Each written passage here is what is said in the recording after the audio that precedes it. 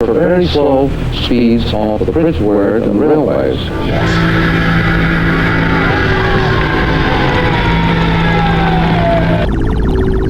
And moralizing is not structural. I know that. Okay. I know that. That's it. But then, therefore, some people are justified in saying that by saying nothing about who owns the media, you are condoning. A great many people have spent their lives doing these things, moralizing and revealing the skullduggery behind the ownership. This has been done a great deal. The study of the form itself has not been studied by anybody. Okay. So I'm doing things that. He is the only human being. If we allow the natural development and push, stress of our technologies to continue, there will be no visual area left in the world in, say, 10 years. There will be no civilization of any kind whatever in 10 years. Now, it's up to us. We're doing this to ourselves. No one's doing this to us. We're doing it to ourselves. And so we are in a position of being able to program the environment as a teaching machine. War is the use of the total environment as a teaching machine. The classroom uses just one little bit. That ever studied the effects of literacy on the people who were literate, and or the effects of anything on anybody. Mm-hmm. Now, this, as I say, is a unique thing in Innes's case.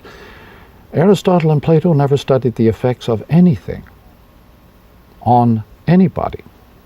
Have not been done. No, okay, I'm not. I'm perfectly capable of moralizing. Literally, the speed of light is not a fraction the speed of thought.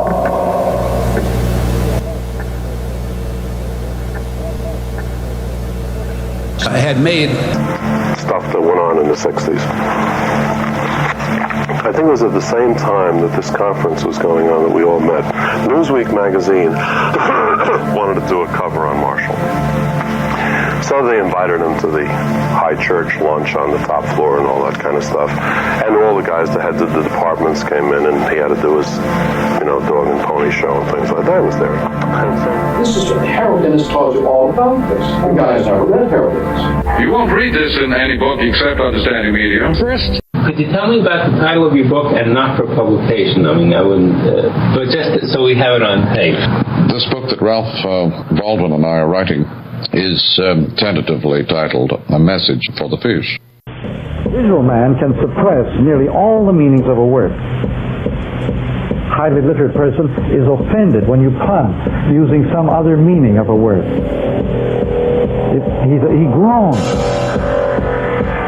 merely to hear the acoustic dimension of a word put into play. Young and easily frightened.